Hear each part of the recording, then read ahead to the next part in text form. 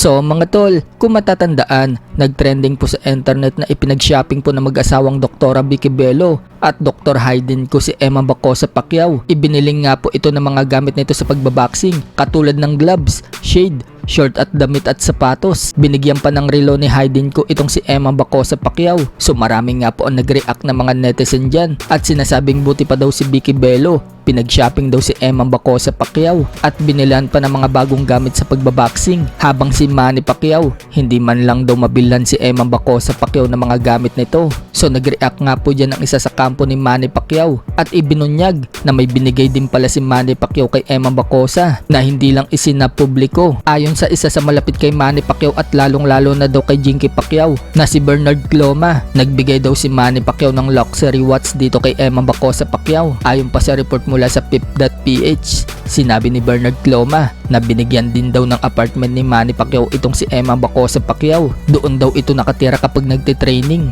Ayon pa sa artikulo mga tol, nag-react nga din daw dyan si Jinky Pacquiao at sinabi nga na bago daw mag-pandemic, binigyan daw ni Manny ng apartment si Emma sa General Santos City. Doon daw nakatira si Emma kapag nagtitraining.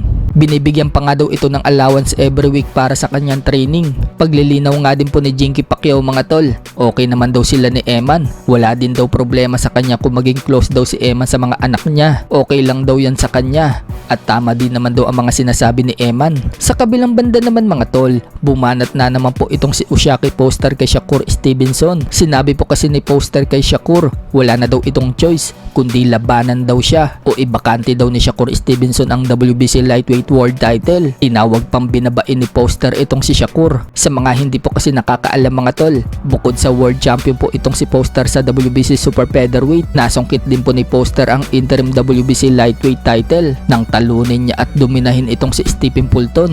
Kaya kapag ibinakante po ni Shakur Stevenson ang kanyang WBC Lightweight World title, ma-elevate bilang full champion itong si Poster sa WBC Lightweight. Umakyat lang po kasi ng Super Lightweight itong si Shakur Stevenson at nakatakdang labanan si Teofimo Lopez sa January 31 sa susunod na taon. Banat naman ni Shakur mga tol, ni hindi nga daw siya matanggalan ng shit ng WBC ng belt. So magkaibigan talaga itong si Shakur mga tol at Crawford. Pati pala si Shakur hindi gusto itong WBC. Ang sama din kasi ng tabas ng bibig ni Shakur Stevenson sa WBC. Kaya siguro umakyat ng Super Lightweight si Shakur Stevenson para subukang agawin ang the ring belt at WBO belt ni Lopez. Sa ibang balita naman mga tol, dahil hawak po ni Usyaki Poster ang WBC Super Featherweight World Title, yan po ang target na titulo ni Magsayo. Kaya malaki ang posibilidad mga tol na si Poster ang makalaban ni Magsayo kapag hindi po ibinakante ni Poster ang kanyang titulo. Marami ngayon na nagsasabi mga tol na mukhang mapapalaban daw ng gusto si Magsayo dito kay Poster.